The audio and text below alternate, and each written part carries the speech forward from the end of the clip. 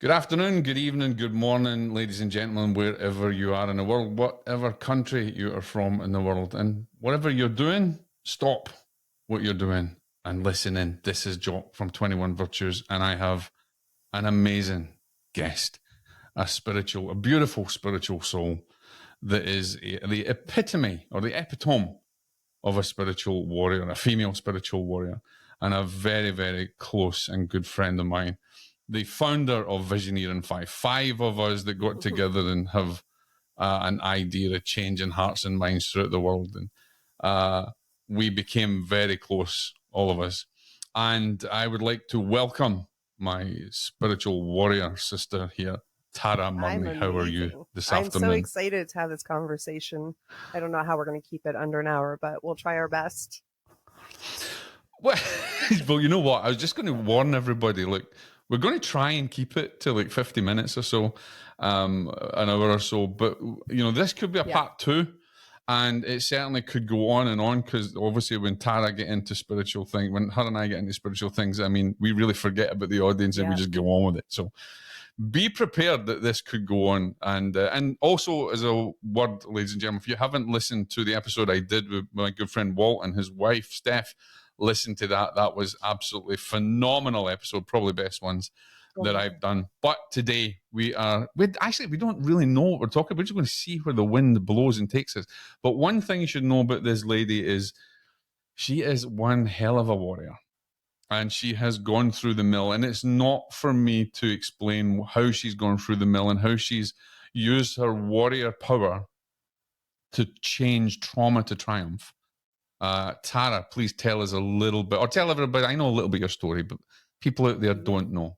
Tell them a little bit about your story. So I don't even know where to start, but I'll give you the Coles Notes. So when I was younger, I'll give you the Coles Notes. Well, we'll be here for 4 hours, but when I was younger, I was 14 and I was walking in a local plaza. Actually, I was going to McDonald's with one of my very good friends. And it was really, really nice out. We're just being 14-year-old girls, and a Jeep drove by with two men in it and a puppy. And I said, "Oh, look at the puppy." And they heard me and they turned around and, we're naive. We're 14, right? They invite us to this party. We think we're grown up. We go. And that decision and those 5 little words, "Oh, look at the puppy," changed the direction of my journey for the next couple of years. They branded me much like they brand cattle. And if you know why they do that, it's so that when they're lost or missing, they're returned to their owner. And I was introduced into the world of sex and drugs and crazy stuff that most people will never experience in their entire lifetime at a very, very young age. And that's really, I think, what started the trauma. And then on top of that, we fast forward, and my mother at the age of 15 was involved in a horrific car accident where she had physical injuries, but she also hit her head, and they diagnosed her with DID, which is dissociative identity disorder. So now my beautiful Cancerian mom, and I'm talking, I was blessed. I still am blessed to have her as a mother. Never laid a hand on us, was very affectionate, would bake and cook with us, was just hardworking mother, did everything for her children, now had 30 plus personalities. Yeah. That is very hard to experience as a child on top of what you're going through. So my house was just upside down. And I'm talking personalities like a 6-year-old child crawling on the floor to one that was, they labeled or gave it the title, the Grim Reaper, which would take all of her meds. And she had a carousel of meds because doctors, especially Western medicine, well, we'll just give you all of these meds until we figure out which one works. And then they just recycle them. Yeah, just take all of this. So she was on this carousel of meds. And at one point, one day, she went into the kitchen and she took them all and she flatlined herself. And they ended up defibrillating her. They took her and put her in institutions. And she was in an institution for years, like years and years. And I don't know if I've actually never talked about this on the podcast, but if you've ever seen One Flew Above the Cuckoo's Nest, did you ever see that? Oh, God, yeah, I love that. So, yeah, yes, brilliant movie. And all I kept saying was, and some of these facilities are, state of the art. They're incredible. But it's like a glorified, modernized One Flew Above the Cuckoo's Nest. As soon as 8 o'clock came and the doors went on lockdown, these nurses were horrible to their patients. I have heard a million stories, even out of my mom's mouth. And one night, she couldn't sleep and she suffers from insomnia. She walked out of her bedroom And at the end of the hall is a big window and it overlooks Lake Ontario. And all she did was sit in a chair and just look out the window. And I guess maybe she had switched into one of her personalities. She was very calm in the chair and they told her, you need to go back to your room. And she wasn't responding. And they have her medical charts. They can see she's got fusions in her neck. They put these pins and rods in her neck. They took pieces of her hip. They did all this crazy stuff. She's got damaged spine all the way down. And they literally dragged her like a piece of crap out of the chair, dragged her down the hall, and then tied her to the bed. And so when I had gone to visit her the next day, she was crying and I had asked her what was wrong and she told me what they did. And so, you know me, I go right up to the nurse's station, I knock on the door and I'm like, you know, no, did you have a? Yeah, no, I don't know that side of you. We're all. No. I'm a very loving person, but I'm also a very protective person. My mom has been through a lot. You're very protective. I know that of you. Yeah. I immediately thought of the One Flew Above the Cuckoo's Nest, and I was like, "This is like nurse. Her name was Nurse Ratched, if you remember." And this lady comes up to me, and I said, "Are you my mom's nurse?" And she. Yeah, I almost did, but I said, "Are you my mom's nurse?" And she said, "Yes." And I said, "Do you specialize in DID?" And post-traumatic stress disorder. And she's like, no. I said, well, let me explain something to you then. And I explained what DID is and this and that. She goes, you're just as crazy as your mother. And she slammed the door and it literally like hit my nose. And then I lost my mind. Jeez. I said, if you do not get me the head of security, the head psychiatrist, because, you know, when you're institutionalized, there's nobody who can get your spouse or your loved one out of that place unless it's signed off by a doctor. And so I literally, they calmed me down. They took me down to the office and I said, this is absolutely abusive and I won't tolerate it. She's my mother. I would do it for my children, for anybody that I love. This is disgusting behavior. And they released her. And so she came back home to me and my father and my brother. And she still had to go into day appointments and they were monitoring everything. Yeah. But I told them, if you do not release you became her carer, if you do not release her, I will go to every news station there is. Like, I will make everybody know. That's how tenacious I am. But she went through a lot. And then there was times where we had to bring her back. She was really no good. And my father was working. There was times I was never home. My brother was never home. So there was no one to actually like look out for her, take care of her. And we were petrified something was going to happen to her. So she's been through a lot. I went through a lot. And then because I came.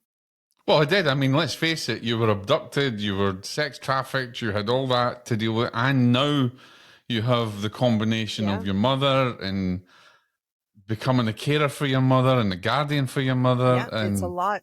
I mean, that's a lot for anybody to take in, Tara. And then on top of that, when these gentlemen with their charisma kind of picked us up and everything changed. I'm a very tenacious person. You know that. I'm a little bit defiant. So they learned very quickly. Yeah, true. They learned very quickly how to subdue me. They're just gonna give me cocaine. And so that was a whole new problem on its own because I became highly addictive and I got to the point where I was taking so much of it because I truly just didn't want to live. Like I was so overwhelmed. I was so like I used to look at myself in a mirror and I didn't even recognize who I was. There was this little Tara that used to like the teachers in my school used to call me the fairy child because we had this huge force behind us. And I know you'll understand this because you know me so well.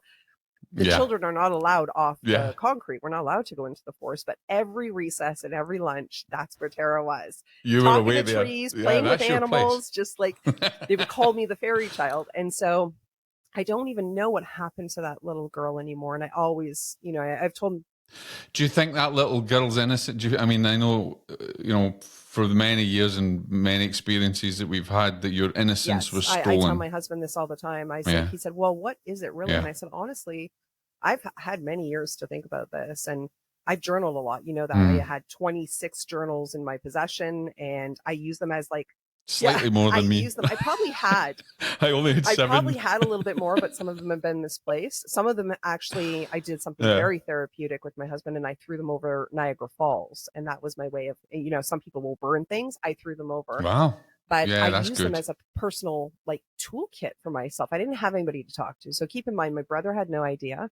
My father had no idea. And my father had no idea for very specific reasons because my father became very angry. And I understand when I look back in hindsight, listen, he had 2 kids to take care of. He had a sick mother. He now became the banker, the cooker. Plus he was working. How did he deal with you? How did he deal with you being abducted though, you know, when you were... This is, and because I do volunteer work for Hour, there are people that are literally taken and they're never seen again. There are people that are taken and put on containers. There are people that are sold in different countries. Yeah. And then there are people that are absolutely almost under a thumb, meaning we'll let you go to school. We'll let you go to work when we decide. Oh, so you weren't abducted as such. You were threatened, or I you know were your dad's subjugated name. by I know them. your mom's name. I know your address. I know where your dad works. I know where your mom's... That's psychological. That's manipulation. psychological Absolutely. abuse. For a 14. Yeah. Absolutely. So think from a 14-year-old's perspective. So let's keep in mind, though, there was weeks that I would never come home. My dad was calling the police. My child is missing. Like, my dad went through a lot. Like, when I look back in hindsight, a lot on his plate. Like, with my sick mother, my brother ended up becoming almost like just this lost child, wrong crowd, doing really bad things. Like, his whole life was upside down. And so I would be gone for like 2 weeks at a time, a month at a time, and then come home. And then I'd be gone for another 2 weeks. And every time he would be screaming and yelling and grabbing me, and just a lot of physical. So keep in mind, he's frustrated. He has no idea what's going on. I can't tell him because I'm afraid that now I lost my mom, right? My mom is not good. And now I'm going to lose my dad. And I also know, and I've actually had this conversation with Walt McKinley. My dad is the kind of guy, and he still is to this day, even at his age, if somebody hurts his children, he's going to go out and do something crazy. And so I always had in the back of my head, oh my God, my dad's going to die. If he goes after these guys, he's going to be arrested. It's going to be, oh my God. And I also didn't want, they would threaten me. Like, they knew my dad's workplace. They knew the car he drove. They knew, like, it's like they watched him. Yeah, that's almost like terrorist type it was tactics. horrible. So I had all of these intrusive thoughts, these worries, these anxiety. I was dealing with cocaine. And then I tried to constantly take my life. Like, how did you deal with your, you know, while you were under like the influence of narcotics and things like that, how did you reconcile or even get to deal with your mother the way she was as well? Because that must have been even... It was. So what I would do, though, is I would just run and hide and just kind of, I just stay away from everything. It's too much. It was too much for my nervous system. Go into the forest. Yeah. I did, though. Yeah. I can tell you every single one in my whole city because I've actually traveled through all of them and sat in them. And that's how I found kind of my internal voice. Yeah. That's how I really learned to fine tune my intuition. And I've been like that since I was little. I think that stems from when I was even young and running around in forests, and I'm talking like 6, 7 years old. And then I kind of lost it along this journey. And so I would have to go back to try and fine tune it and hear all of the whispers and get rid of all the junk. And I was overloaded with junk. My nervous system was shot. I was at the hospital constantly thinking I was dying. I've been in the hospital because I overdosed on cocaine. Wow. And the doctors used to always say, your heart is good. You're good. There's nothing wrong. It's up here.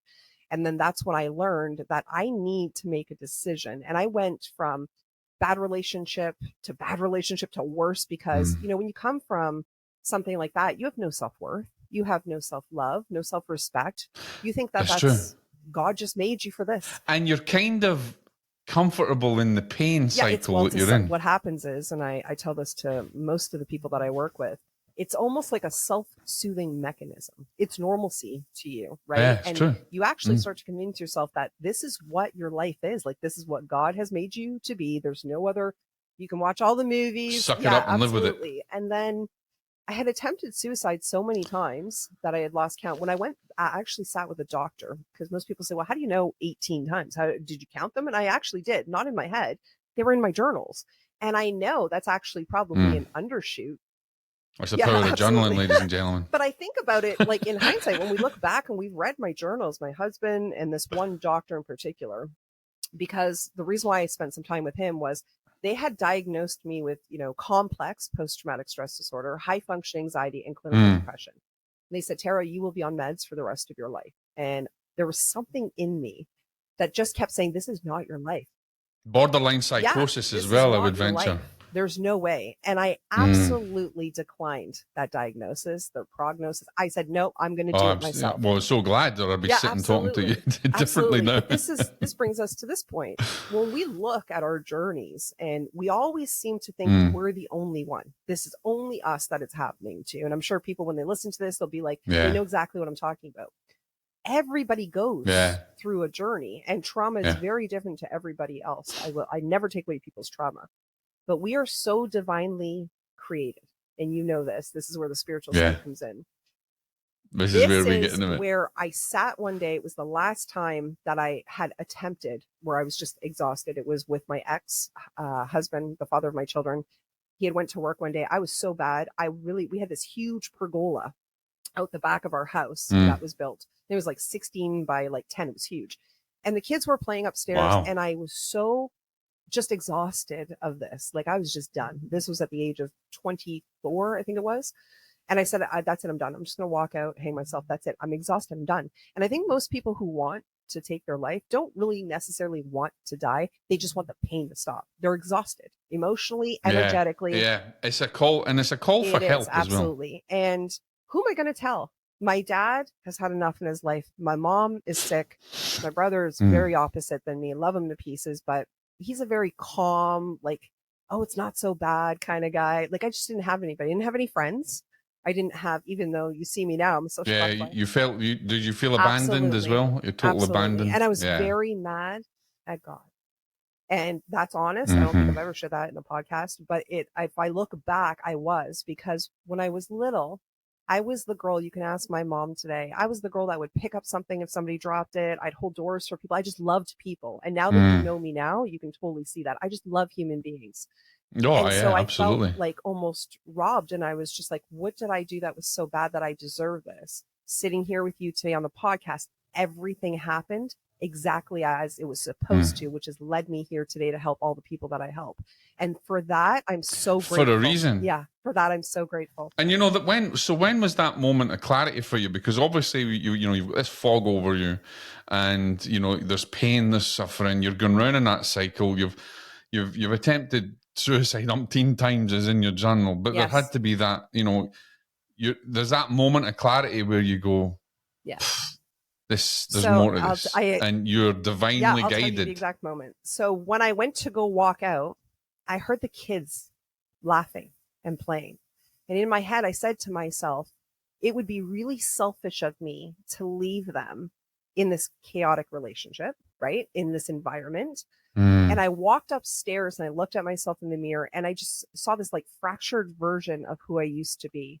And there was this moment where I was like, you are creator. Like, you get to decide what you want your life to be. It's all choice. Like, you need to decide.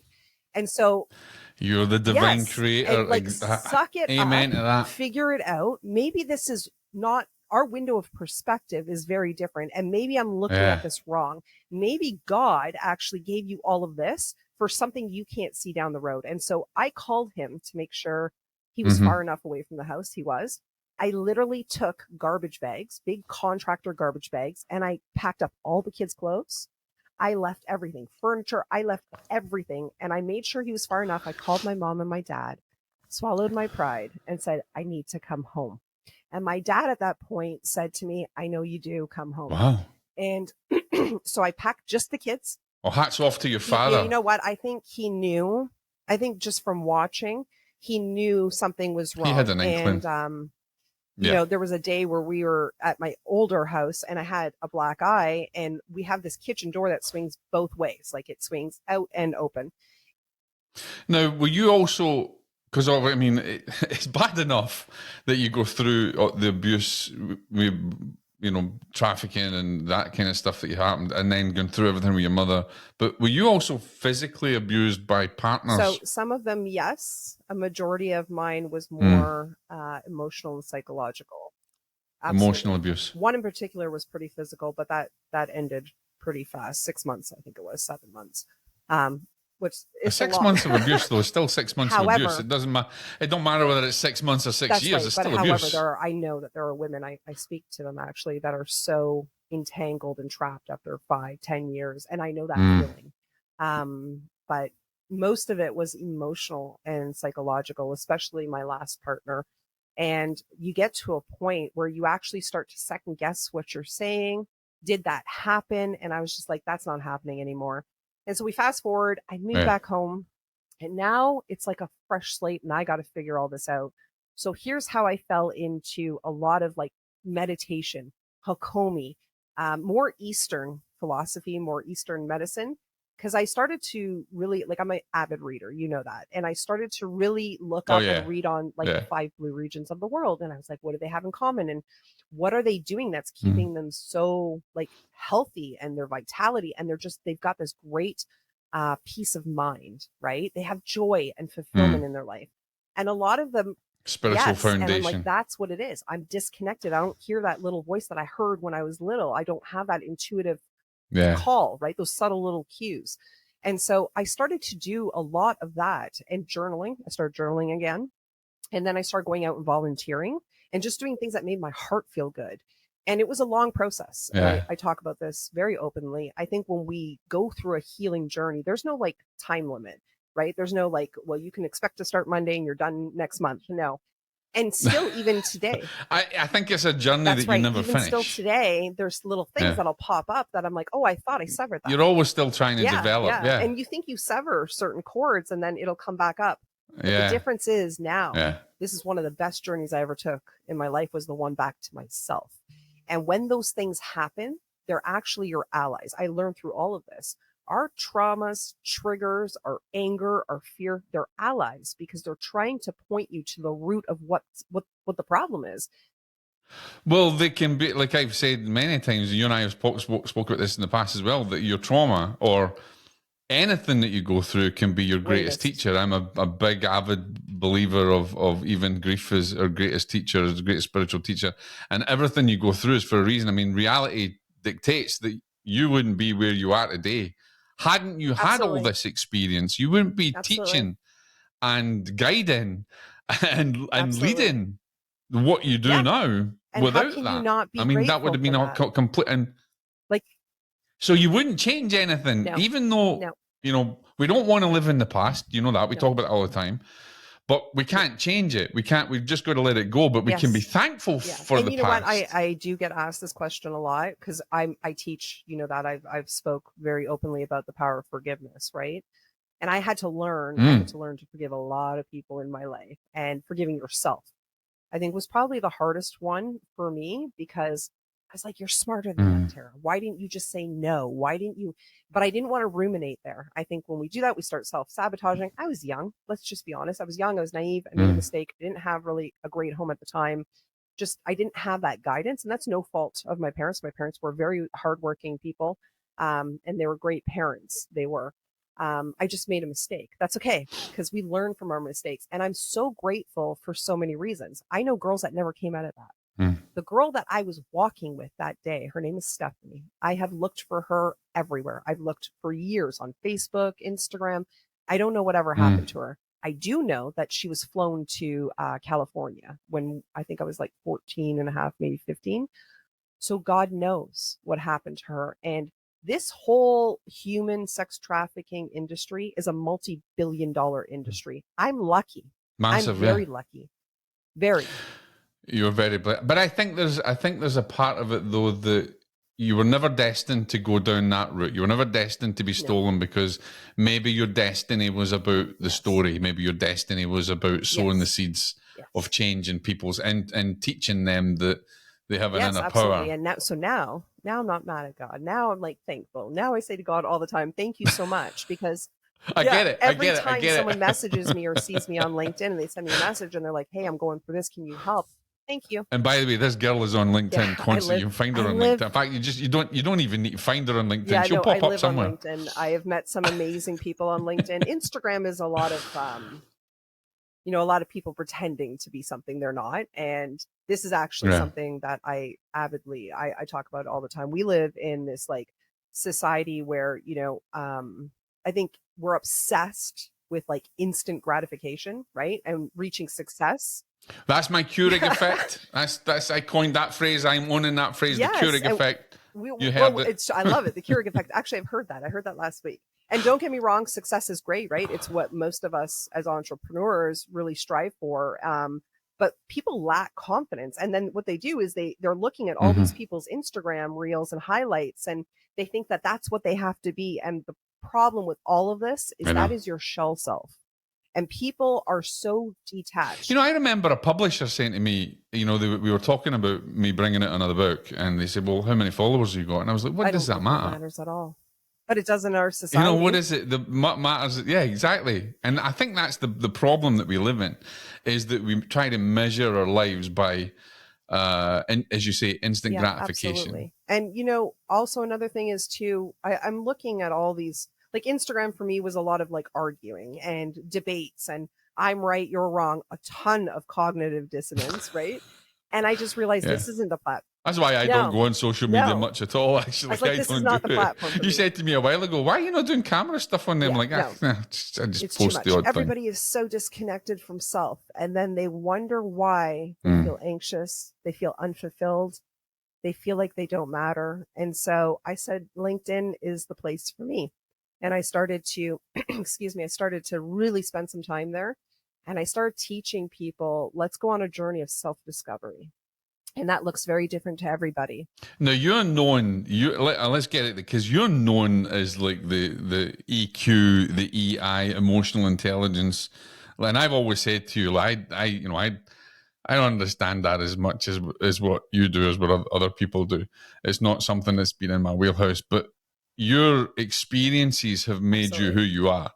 And you have basically taken all those emotions, mastered those emotions, and now that you're helping people, not only from LinkedIn. I mean, that's, to me, yeah, you're all over it, but it's such a small part of what you do, because you're making ripples in people's lives and you're sowing seeds in people's lives. But tell us a little bit more about how you basically took all that emotion and that hurt and that pain and that sorrow, and now you're in this, I mean, you're known for your emotional intelligence and understanding. Okay, well, that's a great question, because I don't think if I had have went through all of that journey, I would have actually fallen into EI.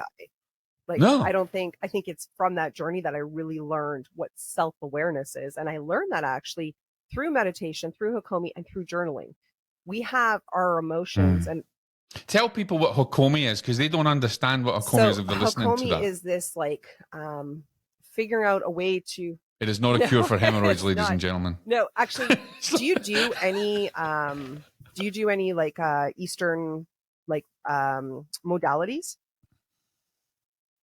Practices, I'm very big, obviously, on mindfulness and meditation, and I've done transcendental meditation, and I suppose understanding Dharma from Eastern and maybe Vedic practices and things like that. But I don't ascribe to anything in particular.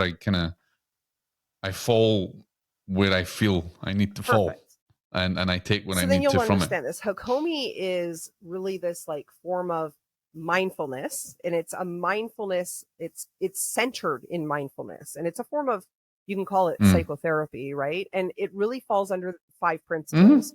Mindfulness is 1, nonviolence is the 2nd, being organic is 3rd, unity is 4, and mind body harmony together. And there was this amazing book put out. So similar to Buddhist practices, but not quite Buddhist.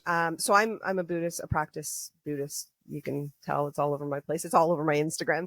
And I was raised Roman Catholic. But what happened was, and to each their own, religion is religion for me. And I love the fact that we all have different religions, and we're all just, all it is just like praying and having faith in something bigger than yourself. It's all got the same roots: love, forgiveness, and compassion. Yes. And they're the three simple lessons that we still can't freaking learn, ladies and gentlemen. That's why we have wars and everything else. It's simple: love, forgiveness, and compassion. No matter if you're Buddha, Jesus, Muhammad, at the bottom of it, that's what it is. So try and learn it. You just said something really important. The reason why, and I firmly believe this, is because we're so disconnected from self. Because if you're connected to self, you clearly see that. Like, there is no. And we've talked about this before. If you're disconnected from self, you're disconnected from the divine. And that's why there's so many arguments and wars, and it's just like me, and I deserve this, and it's just because you're so disconnected from self. So through this journey, I fall into self-awareness. Now, self-awareness is probably the number one skill under emotional intelligence, right? And it's knowing your own emotional state and your impact on other people. And this includes your vocabulary. This includes the words that you use, because your words and your vocabulary actually impact how other people feel, right? It impacts moods, it impacts attitudes. Even so, I work with a lot of companies. And so I try and get them to understand this. Your vocabulary and your verbiage, it actually impacts your team, the emotions of your team, and the clients that you guys are working with. That's the first thing that we go over. The second one is self-regulation. And this is where you have to learn not to react off of anger. This is that pause. You know, I think that for me is probably one of the most powerful things of emotional intelligence is your self-regulation. And that, I was going to say, yeah, and the hardest one to actually, well, I wouldn't even say you can master it, because it affects every element of your life, in company structure, in leadership, in your personal life, in your spiritual life. It is definitely the hardest component out of 5 of them, because if you're used to walking around your whole life and you have a certain trigger and all of a sudden you become very angry and you become very aggressive and horrible things are flowing out of your mouth, it's very hard to rewire that in yourself. So this component takes a little bit of patience. It takes a lot of forgiveness with yourself, but it's a practice. And you get to the point where when somebody says something that might be rude or disrespectful or triggers you in some way, you take a pause, and you breathe, and then you release it. It's same with your emotions. If you feel the fear coming, you feel the anger bubbling up, that's okay. We're allowed to have emotions. Emotions are our drivers. That's cool. But we experience it, we feel it, we witness it, we know it's there, and then we must release it. But we don't release it, onto the other person. You just simply let it go, because it's there to help you. It's actually showing you the root of something you need to work on. And most people don't recognize that. And I think this is why emotional intelligence is it's huge now. Now it's like companies like Google and Intel, they're all trying to hire emotional intelligence specialists or coaches or professionals to come and work with their team, because you've got all these people, personalities, energies, and they're colliding. And some of the greatest companies in the world, the reason why they're so successful. And the reality is, though, Tara, I mean, emotional intelligence is just, you and I both know that that's a label that they've put on something. Absolutely. And the reality is it's understanding the spirit. It's understanding your deep-rooted self-awareness of your spirituality, your spiritual foundation. But hey, let's call it something so that we can make it easier to digest. Well, you know that these big in a life or in a corporate function. Corporate people and these platforms, they don't like certain words. They don't like anything to do spiritual. They don't like spirituality. Intuition. So I teach intuition. I have a huge masterclass coming up next. It's not even a masterclass. It's an audio room on LinkedIn, but it'll be big. I had to use the word, and the title of it was, "Do you listen to your gut?" Because people will more likely understand that than, "Are you listening to your intuition?" They're like, "Oh, that's woo woo. I don't believe in that." Doesn't matter how much science there is, true. Still don't believe in it. Yeah. So. And there is a lot of science for it. Tons. So the third component is empathy.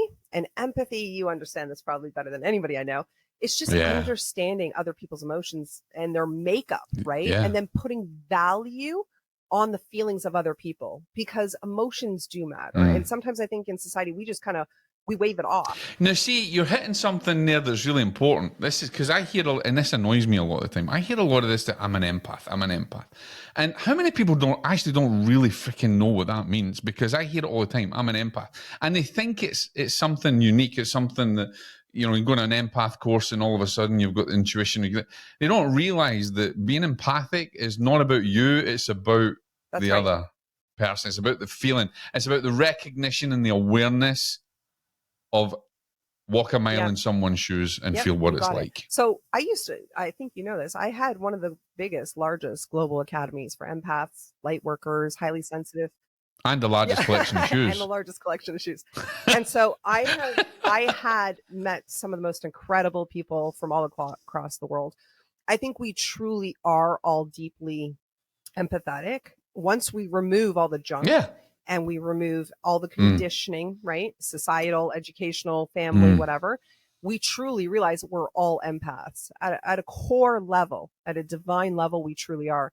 But everybody, that was a very big buzzword, because everybody's like, well, I'm just going to say that I'm an empath because I fit in here. I feel like part of something, right? We're wired, right, yeah. we're biologically and divinely wired for connection. And I think if people feel very separated from themselves, they have to belong to something to feel worthy. And so everybody jumped on. Yeah, they're looking for belonging. Absolutely. We're wired for that.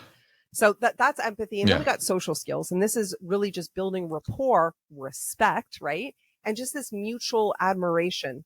Which we were talking about that just before we started recording. We're talking about actually, yeah. Now that might actually be another episode, ladies and gentlemen. If you can take all of these components. Absolutely. Let's talk about respect. We could do a whole series for like a month on just respect. Absolutely. Yeah, even respect for yourself. But these components are really, really important. Not only in your professional life, but in your personal life. Because this is what separates, you know, the ordinary life from an extraordinary life. When you can sit in a room. Ooh, love that. Tweetable moment there, ladies and gentlemen. You can sit in a room with a whole bunch of people. You get to the point where you can fine tune the energy of the room. And there's these subtle little cues. It's in a form of communication. Sometimes it comes in a physical feeling in your body. Sometimes it comes as a whisper, but there's this knowing, and you know exactly what that person needs because you are so self-aware in your own physical body that you can pick up on these cues around you. And I think one of the greatest gifts that we can give other human beings on this journey of life that we're all involved in here is helping them along the way, and not because you're looking for something. Gift, I see. You know, I say that all the time. The greatest gift that you can give humanity is the gift of service. Nothing makes me happier in the world. Without condition. Yeah, so that's where I was going.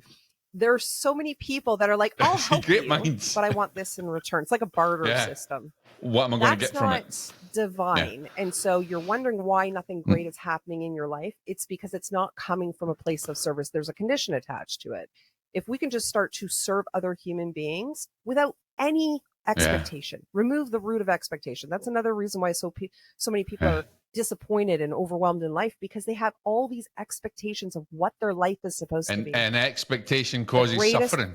And suffering is internal, and suffering. It's the root of all suffering. And Buddha will tell you that. It's the root of all suffering, expectation. Absolutely. So I found all of this through my crazy journey, and I've only told you a quarter of it. Some of the stuff is not made for video or for audio, but I can't say I'm so grateful for all of it, because now I get to sit on podcasts like this. I have some of the most incredible people in my life, and I've learned some very important lessons. One of them, the most important, I was telling Walt last week, out of all the lessons I've learned, and I've learned a lot, the greatest one was boundaries and respect for myself. Learning to respect my no. And it's important to understand that boundaries are permeable, not walls. That's right. Absolutely. And we have different forms of boundaries. Most people are like, oh, what are boundaries? Yeah, absolutely. Right? We have really porous boundaries. And the greatest example I can give of that is like picture a house with a fence all around and a gate. Yes. That's what I say. I say to people, you're better creating boundaries with a fence that you can see through rather than walls that are impenetrable. Well, this one has a gate, and the gate is open, and you're just letting everybody come in and out as they please. You're saying yes to everybody, even though the internal little voice, little voice in your head that's going, no, don't do it. You just wave it off. You become the people pleaser. Well, that's not healthy, and that's not why you're not happy in life. There's a power in saying no as well for your own sanity. And remember, every time you say yes to somebody else, when you truly want to say no, you're saying no to your own gifts, to your own opportunities. And so I have learned that is probably the greatest lesson, and I don't feel bad about it at all. Like, is there anything, it's great for you and I to say, we wouldn't change a thing, right? But the reality is that there's always something that you would go back and think, well, I wonder if I did this differently, where would I be now? There must be a part in your past where you thought, okay, I'm not regretting it. I own it, and it's given me all these blessings, but there is there's one part that if I wish I could go back and change, what would it be? Nobody has ever asked me that, and I actually... Well, that's why I actually spoke about it last night with my husband. I don't have very many regrets in my life. Did I make stupid decisions, bad choices? Yes, we all do. But the one thing, if I think about it, that irks me, and I have a little bit of regret, although I do believe everything is divinely timed, is that when my What's the same way? When I was in the relationship, my past relationship with the father of my children, I wish I had left earlier. However, because Wow. I think. Now, would that have changed the trajectory of anything So that I you would have thought been about it, doing and I'm now? like, maybe if I had have, none of this would have happened. Who knows, right? Your story's already Yeah, I written don't for know. you, whether you believe it or not. And we have choice. That's what free will is. But ultimately, think of you know the scene in Wizard of Oz where the castle is behind them and they're at that Yeah. crossroad where there's 3 roads. They all lead to the castle. It's just which road is going to take you there. And I remember a native Indian, a medicine man, telling me that. That's where free will and choice. So ultimately, maybe I would have ended up here.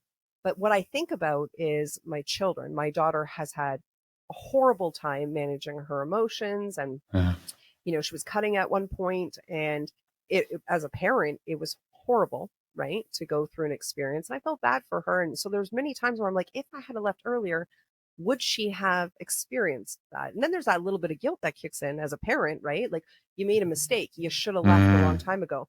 But I did recognize that, I watched my parents fight and argue, my grandparents. And I was always like, well, if they can keep their family together, every family has problems, right? Then I'll do it. But it just got to the point where it just wasn't sustainable anymore. And you guys know this very, very well.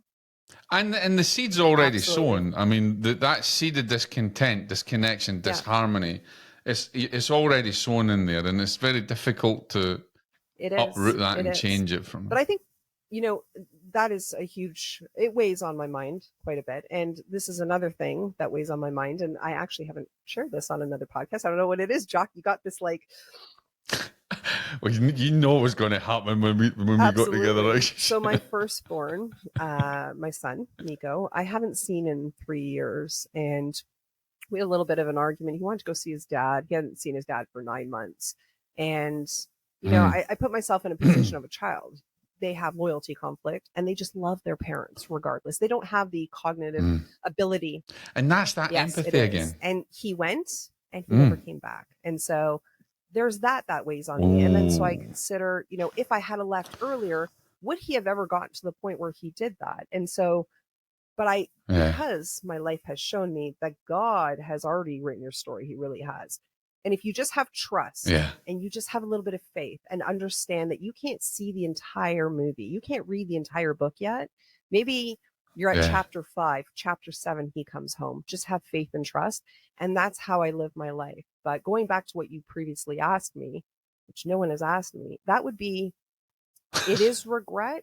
In one sense, it's not in another. Like, there are times where I feel like I should have made a better decision. But, well, see, that I'm with you there, because I think to myself, is it regret or is it that there's just a yearning for change? I think it's a yearning for change. That's a better term for it, because I don't think I can't regret. Or I don't believe in mistakes. My biggest thing is missed opportunities for growth.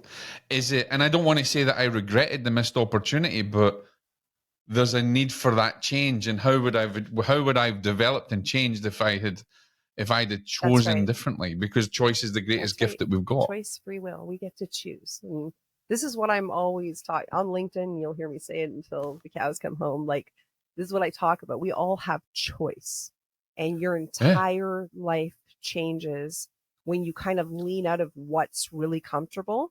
You lean into the unknown. You challenge yourself. You fail. That's okay. Make mistakes. That's okay. That's where the growth comes from. And you really tap into who you are. No more, I'm going to do what everybody else wants. And you know, you jumped into something earlier that I think really brings this around as well, is you can't really trust anyone unless you trust yourself. And so this whole reality of trust and leaning into your problem, leaning into it, you can't lean into it and learn unless you learn to trust. Or is it this? Is it we have to lean into it to learn to trust ourselves? I think we have to lean into it to trust ourselves. I don't think you can do that without the experience. It's the action of it, right? And this world, and this universe is very subservient. It's very loyal. It responds to your action, and it responds to your frequency of that action. And so if you start doing that kind of inner work, that kind of like self-discovery journey, which is so hard for so many people, I'm definitely not saying it's easy, but it is the most It's rewarding. not easy. It's that journey. I said to someone last night, you have to basically be willing to go on your knees and Yep. break down everything you know about the self and rebuild it. Absolutely.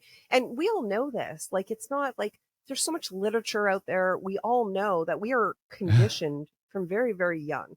And one of the greatest things, or one of the greatest mistakes that we ever make, is listening and believing that. So we are told there's not enough seats in this universe for you. There's not enough seats at the table for you. There's only X amount of positions, for that job. That's not true. It is not finite. Yeah, it's the greatest lie that you tell yourself. That we believe. And that's another thing. When I went through this journey, one of the hardest things I had to do was excavate and go through all of my belief system and then become the proof seeker. So the only way you can tell if a belief is true or not is becoming the proof seeker. And when you go through your belief system, well, I like that, Tara. That's good. Tweetable moment, ladies and gentlemen. When you go through your belief system, you're going to see that 99% of the bullshit that you believe is A, not even true, and B, it's from other people. And then you start to rebuild. And I've always said that as well. It's because you've heard me many times say, I believe in nothing, and people look at me and go, he's weird. Okay. It's because I know things. I just on a podcast the other day, I don't believe in anything, and it's kind of shocking. Because I come to a place of knowing. Because if I believe in it, it means I'm believing, as you just rightly said, the perceptions of others. And I follow the perceptions of others like a lost sheep. And if you understand this even further, like, we all have a different window of perspective. That's why everybody is so married to being right, because that's what they see. That's what their experiences is in life, right? We might have parallel journeys. Like we've kind of experienced similar things, but there's not one experience that is ever the same as anybody else's. And if we could just understand, it's different. As I said that in grief as well. Just understand that we all have different perspectives. Our window is very, very different, and that we all are very unique. Yes, we are made of hydrogen and nitrogen and oxygen and all the beautiful things that the solar system is made of, but we also have our own unique gifts. Our journey helps us unlock those. And if you can figure out that they're not, I keep hearing this thing, it's not happening. It's not happening to you. It's happening for you. The truth of the matter is it's happening through you. You get to choose. And that's it. And that's exactly what I say, because, my work is in mediumship, teaching mediumship, is we have a very simple analogy. It's from spirit, through spirit, to spirit. And that's how we do it. And if we can understand that and then invite other people to our table, because there's, like I said, it's not finite like we were told. There is infinite possibilities. The table is massive. Like, I don't even have a word for it. Yeah. It never ends. I was listening to, you've heard me on Clubhouse talk about this all the time, and the numbers probably changed, but your chance of being here is like 1 in 400 trillion. Well, I was listening to a podcast yesterday, and Neil deGrasse was on it, and he is phenomenal. I love him. I like him. He challenges my thought processes a lot of the time. Something so incredible. We've been through 1 billion people on this planet. The chances, the unique DNA combinations are astronomical. You probably couldn't even come up with a number. So the fact that you are here is such a gift. Like, you get to go outside, he was saying, you get to look at the sunset and the sunrise. And nobody realizes that will never be able to have the chance to do that. That's how extraordinarily rare it is that you are born. And if people could understand that and stop looking at life that it's not, it's me against the world. And I love what you're saying here, because one of my favorite teachers is Thich Nhat Hanh, God love him, has passed over. You and I both love him, but Thich Nhat Hanh, he always maintained that you get to live a miracle 24 hours every day.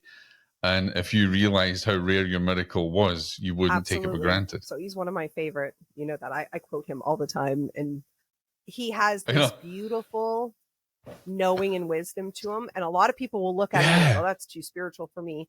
But he really, when you break down what he says, it is so simple. If we remove all of the conditioning, that's what I love about him. All of it, it just makes so much beautiful sense. And so I've come to the point now where I'm in my journey. Like, I want to know about people's stories. I think your stories are your greatest gifts. They are really, when someone here, like, I remember being on Clubhouse, the first time I ever shared my story about being picked up at 14, I think there was like 120 people in the room, 130. This is back in the day when, like, people wouldn't sleep and they were on Clubhouse 24 hours a day. And I shared my that fad has disappeared now. Now it's Twitter Spaces, but I remember receiving like 63 DMs, and every single one of them was from somebody who said, "Wow, I thought it was just me. Wow, like I found somebody who understands." Like, and for me, I knew right there, I knew that our stories, and as hard as it is, as much vulnerability as it takes, there are people at home that literally go to bed and pray for someone like you to come in their life so they can change. That's right. And you don't know the power of your story can actually change someone's life. Absolutely. And that's the greatest thing. When I became a best-selling author, and I co-authored this book with 40 other people, and it's called Defining Moments, Stories of Success. You can find it on Amazon. You can find it everywhere. When I first wrote that, it took a lot of courage and a lot of vulnerability, because keep in mind, Jock, nobody knew anything. Not the father of my children, not my parents, not my brother. So I was like, wow, this is going to be interesting. My mother. How did they take that on? So Have they read it? My mother messaged me, and she said, what did she say? She said, first of all, she was crying, and she said, "I am really sorry. I left you as a young child, and this is my fault." And I was like, no, Mom, it's not, because look at all the beauty that has come from it. And you had your own cards that were dealt to you, and that in itself was a lot. I don't even know how to put that into words, what I've seen. See, and my mother, if you're listening now, this is what you should do. You know, when your sibling, you know, when your child writes a book, you read the thing from cover to cover. I've written a number of books, and they've never once been read by my family. I know that because if they got to chapter 8, they wouldn't be very happy with my first book, Powers of the Sixth Sense. So I know they haven't passed that section. That's okay. That's okay. But that's the fact that. God, I hope my mother never listens to my podcast. Oh my gosh, that's so funny. It's okay. But the fact, though, that your mother did that, take hats off to your mother, even through all her journey and her pain and suffering, to have that awareness and come forward to you. That's a gift in itself. So I told you, my mom is this beautiful Cancer, and I can't even tell you, she's got this beautiful heart. And when she said that to me, I was like, look at that. She's so selfless. My mom's always been so selfless. And she has said numerous times throughout my entire life how bad she feels because she felt like she wasn't the mother that we needed, right? And I never, ever said, that's your fault, or I never, ever made my mom feel any which way. Neither did my brother. But that's something I've noticed about you, though. You maybe people that know you would disagree with this, but from what I've known about you is that you take responsibility for everything, and that you never play the blame or shame game. No, I don't think it's fair to do that. I think which I love that. I love that about you. You don't play blame or game. I think blame or game, blame or shame. The blame or shame. I think that's like deserving. It doesn't serve any great purpose. Actually, what it does is it just makes the entire thing that much more heavy and that much more rooted in anger and frustration. And no, there's no point in doing that. I'm a very accountable person. If I make a mistake, I'll tell you I made a mistake. I'm a big girl. I tell my husband this all the time. Yeah, but when I know that I haven't, and I know that I'm right about something, and I'm the girl who will show you literature on it. Watch out, ladies and gentlemen, she's coming for you. But like, I'm a principled kind of girl too, right? But I'm also very understanding, and when people say, "Oh, you have to be empathetic and put yourself, in the other person's shoes." So I'll give you a good example. My father was very angry when we grew up, and I would defend him. And my mom would get very angry with me because she was in such pain and she had such a, what's the word? It was a heavy relationship with my father. They were always fighting and bickering. And I think a lot of it was just built on frustration. Yeah. But I used to say to her, even at a young age, I'm not condoning the things he does. Trust me, I'm not, but I understand. He grew up without a mom and dad. There were 16 of them in the family. I think there was 13 of them at the end or something. My eldest aunt said 16. I got other ones that say 13. Anyways, there was a lot of kids. Yeah. He lost his dad from a heart attack, and his mom my grandmother was an alcoholic. And so he lost, and he's the baby. They call him Baby Johnny. So my dad grew up without parents. He grew up on the street. My dad doesn't know any better. And I'm not defending. I see. That's an example. People don't know other No. people's stories, and that's exactly what the example you're talking about. Well, how dare you judge because you haven't experienced that? To this day, my dad and my mom are fairly well off. To this day, I love that. I want to. Do you remember? I don't know if you must have watched it. This is a perfect example of what you're speaking about. Do you remember the book and the film The Shack? Yes. Where they talk about the abuser and what happened, and then they go back into his past. Yes. And they didn't understand the battle that he was fighting, or the abuse that he'd gone through, or the fact that he'd. Yes. This is exactly what you're talking about. Okay, there's psychotic people on this planet, right? Not every human being is good-hearted, full of compassion. There are some really bad people. We'll call that possessed. There are some really bad people. That's my invite. But even the gentlemen who are in sex trafficking. So I've been talking and speaking with Paul Hutchinson for a couple weeks now. He's deeply rooted in this. He's put up his own money to go into raids, and he has rescued like thousands of children. This gentleman is an incredible human being. Jeez. I actually highlighted him in my Absolutely. last article on LinkedIn. Phenomenal human being. And we were having a discussion about my history and whatever, and we both agree on something. There are really bad people on this planet, but most people, and even the gentleman doing that, you do not know how they were raised. They don't just wake up one day and say, hey, I'm going to start doing this. Hurt people.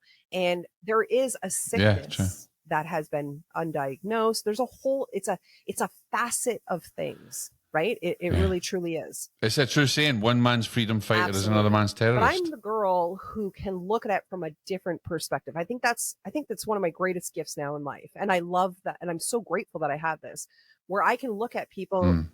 Yeah, you're not a participant. That's you're right. an observer. You observe things. So another instance, this morning on Clubhouse, something had happened, and I was looking in the back chat. I was the only one, and I was writing something. I decided to remove it because I just don't have the energy to feed off anything. But they were attacking somebody because they felt that, they weren't showing up, or they were lying or whatever. And I was like, where's the grace? You don't know what's happening behind her closed doors. No, none of you do. None of you do. People lack that understanding, or to step back for a second and say, hey, what is that person's experience? Because people usually use their emotions as drivers, and they make decisions, and some of them are bad. She said something that she probably shouldn't have said, but we don't know what's going on. So stop the judgment, because the minute you start judging people is the problem. And we don't know what's going on in the moment. We don't know what there's, absolutely not. You can hide behind a computer screen or a microphone, but you can't say you're an empath. And here's the thing as well. You can't say you're empathic if you're judgmental. Yeah, absolutely.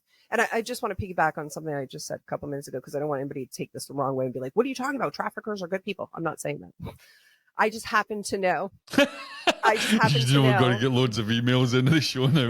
Because I've seen. Listen to the whole show, ladies and gentlemen. And make sure you listen to this part. There are people that are in that life and that industry that are not good people. They are very sick people. Yeah. They are very wounded people. But then there are people that I have met that are only there because they are actually forced to.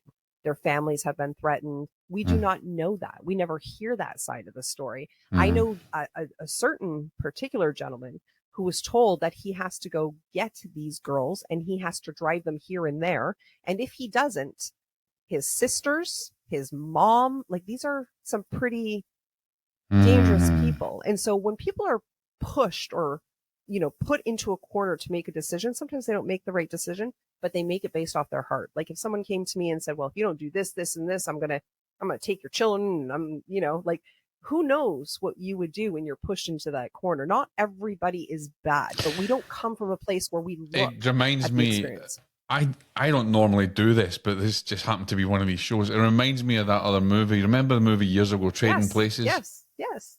Well, that's the same thing. When Mortimer says you've got to, let's have a bet and see where he turns to crime. Absolutely. Yep. That's it. That's why when I listen to podcasts, people invite me on podcasts all the time, and I love hearing people's stories, because when you really truly listen to somebody, not listen to respond, but listen to what they're saying or what they're trying not to say.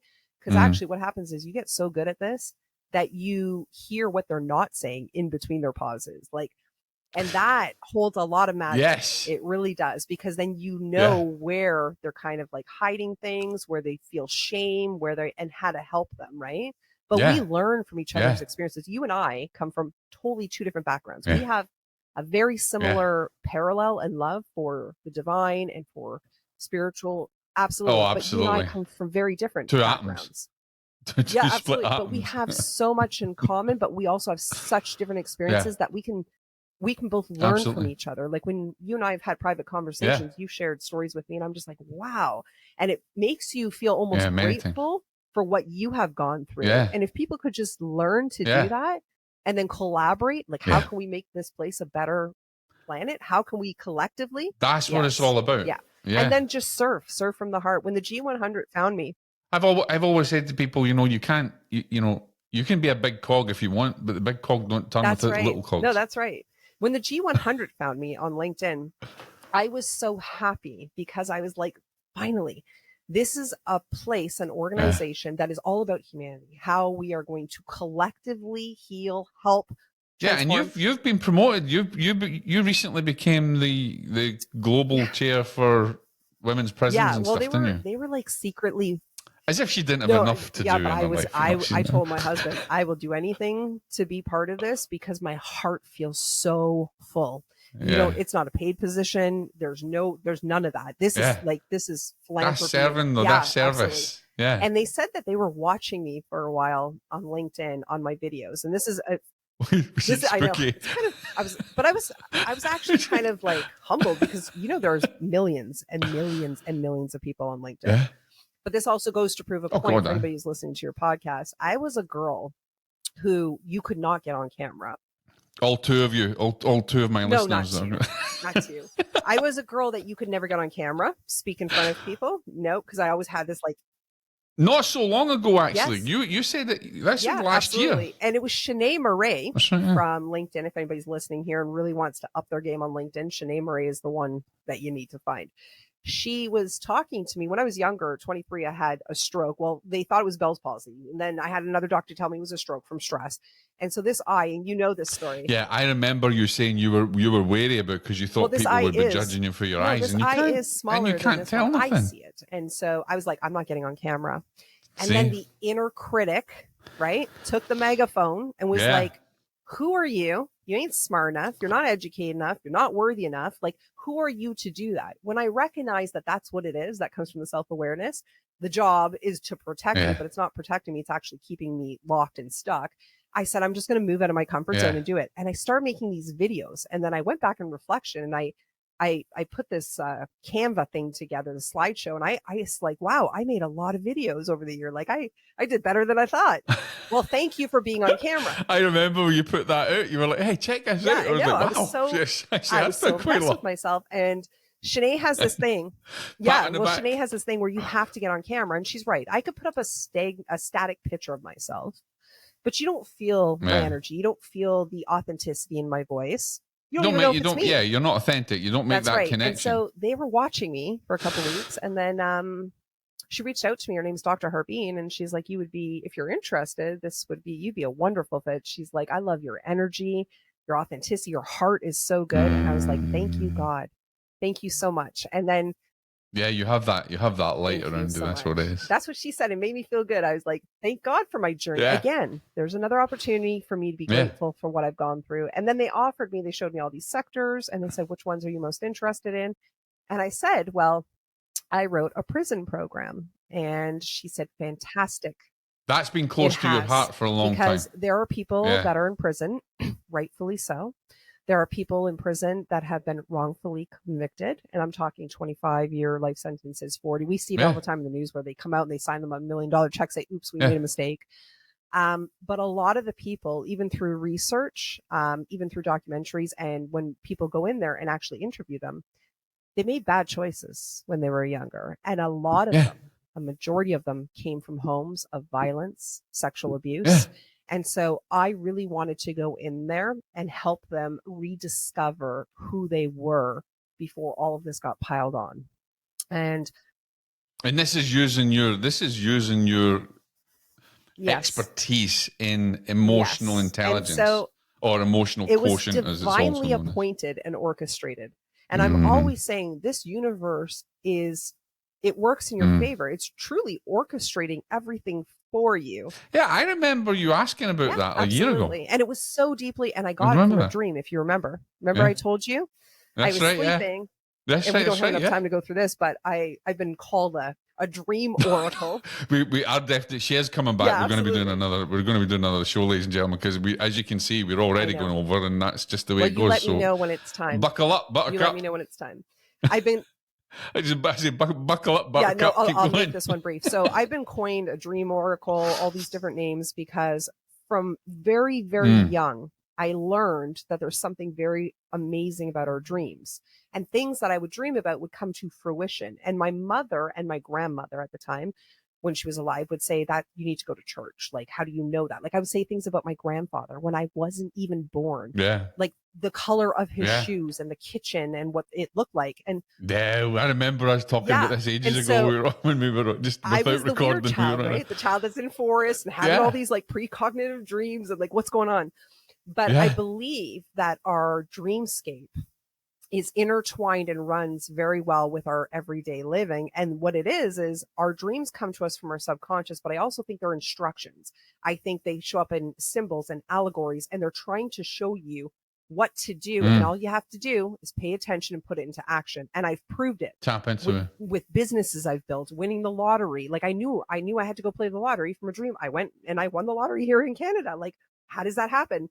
But I had a dream that I was in a prison and there were men, no females. It was men. Yeah. Men were all around me, and they were men faces, but they were child energy, and they were. Yeah, I remember you telling me about that dream. All of them were crying, and I woke up and I said to my husband George, I said, "You know what? I think I'm supposed to be in prisons." And I created this course. Nothing came about it. You and I. Notice, by the way, ladies and gentlemen, she said she didn't need to be in prison. She needed to be helping in prisons. Not that she had done anything wrong. Yeah, let's make that distinguished. Let's make that a very, very distinguished factor. But I told my husband, "Hey, George, I should be in prison." Yeah. What the heck did you do? He knows me. No, he knows me better. So I write this program, which I told you guys about, because I knew for some reason I wasn't going to be able to go into the male prisons. But I saw them in my dream. But I knew that I just wouldn't be allowed. They're not going to let a female come in there. I just know it's not going to happen. But the essence, I mean, it was the essence really, whether it was male or female. The essence was that you were going to be working in prisons. And that happened not long after the dream. So I write this course in about maybe 2 months. I think it was about 2 months, right? Since we started visioneering, it was about 2 months. And then I got this message. And I listed sectors. She said, pick 5. Or did she say 3? I can't remember, 3 or 5. And one of them was the prison. And she goes, fantastic. We just launched a brand new program called Prison Reform and Reintegration. Wow. And it's only for women so that we can help them reform up your street. And reintegrate back in. And then I'm like, but I had a dream about men. And then I thought about it and I'm like, it's okay, because God will send me the right males into my life that will be willing, because this is not a paid position. This is about rippling. This is about little ripples make big waves. It'll carry on. That's part of your legacy. It's going to change generations. And so I had spoken to you guys about it, and I know everybody's busy, and there's kind of like, we don't really know the footwork. We don't really know what this all looks like. Yeah, sure. And then Paul Hutchinson, when we're talking about trafficking, I just happened to bring this up, and he goes, I will go into the prisons and I will talk to all the men. And he has a phenomenal resume. See, that's brilliant. He has phenomenal financial background. And he could absolutely do that. And he said, do you know, these men are hurt men. That's all it is. A majority of them. You know, I'll tell you a little story. I think you and I talked about this before. So, I mean, you know my story about my time in the monastery. My uncle was there and I spent most of my youth there. There was a time, and I said this yesterday, I think it was another podcast. There was a time that we would have prisoners come up from the prison in Perth, and they would work in the gardens and they would do stuff. And there was always this distance. There was you keep away from them or you fed them. I remember my family being up visiting. They said, "Oh, you know, where's John? You know, he can't be found. Oh my God, there's prisoners out there." And, you know, terrified. Where I had no fear. And here was the thing. I would be out chatting to the prisoners. I would be out in their company. I even sat in the wall and ate dinner with them when the trolley came out, and the monks would bring them out. And I was more fascinated with their stories. And I was, even at that young age, I'm asking them, do you regret what you've done? Obviously, I would ask them different questions now, but then as a young boy, I was asking them, do you regret it? Are you looking? And now one of the things that I always remember this guy, Willie from, Perth, obviously, Perth prison. I can't remember his second name, but I remember him saying that he regretted the choices that he made, and that if he could be forgiven now, he would change his life. And yet he didn't feel that he was worthy of forgiveness. See, that's that self-sabotage and I understand that because I lived that. I know that. Yeah. And that is the type of individual I would love to sit with, because that's what's stopping exactly. So you and I are so similar. I swear we're cut from the same cloth sometimes. Our experiences are different, but we have so much in common, because I am the girl who would sit with them and not be frightened and just be fascinated about their life and why things have transpired, what they have learned, what their gifts are, because I don't think anybody's ever taken the time to do that. They go in jail, they go and they see their psychiatrists and their doctors, but they're on a clock. And not to take away from doctors, because there are some phenomenal doctors out there. Usually most doctors. No, but you're right though. And that really is, again, that's a societal, that's a sociological construct that's been developed. And a lot of them don't want to be on a clock. No, and no one's really taken the time to sit down to really know about them. Like, it's more like from a professional perspective. How about we just, as human being to human being, right? Spiritual being to spiritual being, let's just have a conversation and let's see what comes out of it. No one ever takes the time to do that. Yeah. And if you think about how overrun the prisons are, especially in the United States, so most of my research is based off of Norway. They have one of the greatest prison systems in the world. Yeah, they do not have doors on their cells. As well, talking about, they have clean bathrooms. They all have a telephone in their cell. They wear normal clothes. They cook in a kitchen together. And I remember one of the gentlemen, the producer on a documentary, he's like, "You let them in the kitchen with knives?" And the warden was like, "Yes. We treat them like human beings." They garden outside together. They have light everywhere. Do you think that's a problem, Tara? Do you think that's a problem? Obviously, from Norway, there's an element of trust in the prison, so they're treating them like human beings. They're not treating them like animals. Where have not we? Because where has America gone wrong with the prison system then, or even Canada? Where's Canada gone wrong, or Britain? Where have these countries gone wrong with the prison system? Is it the way that we treat prisoners, or non-understanding? I think it's both, and it's also from greed, right? There's a lot of money and there's a lot of politics woven behind all of this. That would be a whole new. I didn't realize that that would be a whole new podcast. So there's a lot of politics. Actually, I will send you a link to one of the greatest TED Talks. It's from a gentleman who used to be actually a guard. Definitely. I'd love to. He's like, I got to change this. This is wrong. This is where the emotional intelligence kicks in, because I wouldn't just be going there to teach the inmates about emotional intelligence, but the guards. The guards have, and I see it in even our police systems, even here in Canada and the States, when you join into a tribe of people, even if you don't agree with the way they do things, you almost abide by them so that you're part of the group. Or if you're not, you're shunned. And I know this for a fact because I happen to know. That social construct again. I happen to know a lot of police officers in my life that say if you do not abide by what they're doing, even though you know it's wrong, you're shunned, right? And they'll do anything for a paycheck. And so I think the same thing happens in the prison system. They go in there and they do see a lot of crazy stuff. Yes. And they become very guarded, and it's almost like they close off their emotions. That's fine. But that's why they need the emotional intelligence, because if that was your son, that's exactly why they need it. That's a whole life-changing program. And you are only reading. So this is what I love about Norway. When the gentleman was on the documentary, I think he's the warden. I have to go back and look, but he said, "We are not here to judge. The court system did the judging. We are here to treat them as human beings." And that, for me, makes all the difference. That's because amazing. When these gentlemen in the States come in, they look at their charges. They all have their little meetings. They know inmate number, blah, blah, blah, blah, is here on this is this. They already have a presumption. They've already made judgment, right? And they treat that person accordingly to their judgment. But what if their judgment is wrong? What if they don't know anything about his life? See, they're playing God then.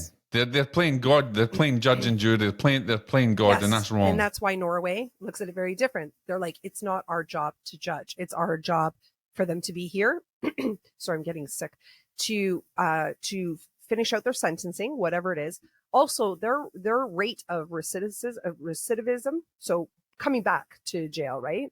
Yeah, say that, ladies and gentlemen, when Yeah. you've had a few wines. I know it's difficult.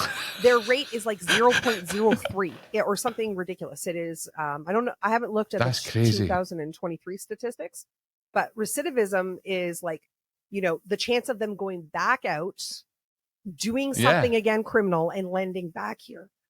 Most of them don't. And I think the reason why, compared to the United States, is because while they were housed there, they were treated like a human being. They have these rooms where they talk, they get to share their experiences in life without any judgment. I forget what they call that program, but they also did something called the Prison Peace Program. So the prison I remember you speaking about that as well. Facilitators to teach these people how to meditate so that they could learn about their feelings, their triggers, and how to really experience the fact that this is physical, but underneath this is actually who we are as an essence. And who is that once we remove the labeling and the conditioning? Who is that person? What were your dreams when you were a little boy? Probably. It's just a hurt child, isn't it? It probably wasn't to go out and rob a convenience store and land in jail for 40 years of your life. And think about it. No. Or even at worse, I mean, whatever they've done, I mean, we don't want to judge them by what they've absolutely done. Not.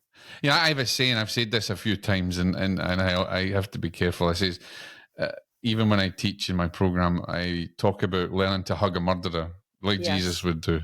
Yeah, if you can learn to hug a murderer, then you really know what compassion, forgiveness, and love is. And that's the hardest thing to do. So, Tara, we're coming up to God knows the end. We can keep going. And, you and I are going to get together. We're going to do I think we'll do another episode on respect, ladies and gentlemen, because we could go on for hours and hours. But let's finish. What is your hope for what you do with emotional intelligence? What would you like to see? What changes would you like to see in the prison system using your desire to bring that EQ in there? I would like, first and foremost, I would like the staff and the inmates to realize that they're human beings, that we should not judge another human being. Beautiful. And I really want to take the opportunity to take this program to get people to understand and really tap back into their core self, their true self, not this shell self, right? But figure out who they really, really are. When we look at statistics coming from the prison system, the second category of the highest suicide rates in the world are people that are in prison or on death row. And a lot of that comes from the fact that they feel regret, they feel shame, maybe they didn't do it. And so I want to go in there, whatever time they have left on this planet, I want them to know that they're valued, that they're seen, and that they're heard. There are people in that prison system that are just truly not. That's just a catalyst for transformation. I mean, there are people that are there that are just, they're not healthy. Like, no matter how much I gave them the program, they're not going to change. They're mentally unstable. There's a lot going on. But a majority of them have just made bad decisions. And this will change. So I look at like the bigger picture that we really don't talk about.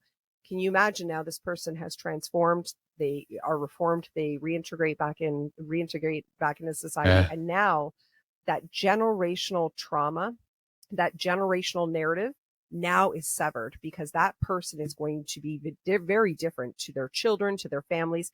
And now that generational curse, the one that Walt talks about all the time, that is now severed. And that is part of what I want my legacy to be. And I understand that it's a rippling effect. It's far bigger than me. It'll outlast my life here. And for me, that's very, very important. And I think one of the greatest things we can do as human beings is just help another human being. And a lot of these people are looking for help and they're not getting it because we as society said, put them all in jail. They're pieces of crap. That's not true. And so that's one of my biggest. I love your compassionate heart. I honestly, it makes me smile. When I see you as well, it makes me, you've got an amazing compassionate heart, Tara. And I wish you all the very best. And I know that you're going to transform a lot of lives. And just to even be part of listening about your story and also sharing in your story for people is amazing. I want to thank you for coming on and being my guest today. Ladies and gentlemen, this truly is an amazing human being. She is an amazing spiritual warrior who comes right up has risen like the phoenix and transformed her life. And if you listen to what she teaches, if you listen to what she says, then you have the choice to transform your life. How can people reach out and connect with you, Tara? I would say my website. However, I just paid a UK company to revamp it. Let's not go there. Let's just I not had to add go in all there. the G100 stuff, and I wanted this amazing program to be highlighted there. Plus, I have a new podcast, right? That's going to be launched next week. So the best way to find me is actually just through LinkedIn, and it's just Tara Murney. You can find me. You'll see my face. And it'll say emotional intelligence. Yeah, just put in Tara Murney. She's all over LinkedIn. Tell us about your podcast, Tara. What are you going to do? Tell people what you've got coming up with the podcast. So I have been sitting on this, for quite a while. I know, for so long. long. But I am a lot of things. I am not tech savvy, and Jock knows this very well because it took about 3 hours to hook up this mic. It took a long time for us to convince you to absolutely. get the mic. You might say, Jock, I need a mic. What kind of mic will I get? Well, this is what you should do. It was the only thing that was really hindering me, and I became really busy. And you know very well, I've told you this year, my word this year was intentionality. And I was only going to focus on 3 things, and one of them being this podcast, because the lovely and incredible Tim Story heard me talking one day, and he said, Tara, do you have a podcast? And I said, no. And he said, well, if you did, I'd listen every day. You have this beautiful energy and cadence about you. And so I was like, I'm going to get out of my way, and I'm going to do a podcast. So I'm going to launch that mid-April. It'll be. And by the way, Tara's going to, the name of the podcast has been a battle. Yes. And we've kind of Jock has helped me with that. We've kind of gone through because every time something resonated with me, I'd go and look on Spotify or Apple, and the name would be taken. And I just. You send me through the names. What do you think? No, I don't like that one. And I said to my husband, I love Jock so much because he must be looking at my list of 50 going, are you crazy? So, and then I finally, I told you, I said I want to meditate on it, and I would know when it's right. I would feel it. And I ended up landing on MetaHuman. And you did. And MetaHuman is really just the inner essence of who we are. This is nothing like artificial. It's just who we are. And based off of that title, I know that I can talk about a million things. And what I think I'm going to do is I'm going to do solo. I'm going to do solo segments, 3 weeks at a time. And then on the 4th week, I'm going to bring in a guest, because I don't want my podcast to be built on, my guest followers. I want to establish my own credibility, and I do have a lot to share. That's what I do. I bring on, and the thing, I used to have a massive list of guests that wanted to come on. I remember telling Walt I had something like 87 or something that was waiting, and then I went, you know what? I think I got them down to about 5 or 4. I was like, I'm only going to get in people that I know that will make a difference. And then I created a whole, landing page and then an application form if you wanted to get on the show and stuff like that. So, well, I was being very intentional. I can't wait for your podcast I want to be. I'm very much like you. I want to be intentional. I could fill this podcast. I know so many people, but I don't want it to ever take away from the foundation of what I'm trying to build. So I'm only going to bring on people that are bringing value, not just selling themselves. Everybody sells themselves on a podcast. I really want my listeners to be like, wow, I can use that today and I can change my life, right? Whatever that is. So we'll see what happens, but that's why I was on a podcast recently. A big shout out from the view from up here. The guys had me down in the studio in South Carolina. And that's one thing they said about me. Love the fact that you didn't talk about yourself an awful lot. I said, well, I'm here to plant seeds for people, not to shine the spotlight on myself. And that's what you're like. I love the fact that you do that as well. You're all about service. You just drop seeds here and there, and I don't need to tell you this before you close out the show, but not everybody will be ready to take that seed, but there will be somebody. I've seen it happen a million times where that's all that needs just happen to turn on your podcast and they're like, wow, I was meant to hear that. And it might be something you don't even think is significant. It could be something really, really small, right? And that's the beauty of it all. That's the beauty. As I always say, one deep insight can transform your life. Well, thanks for having me. I could literally talk to you for weeks. It's been awesome. You will, I mean, it's a stupid question, but you will come back, won't you? You'll be my guest. We'll take another subject on. We can go for this.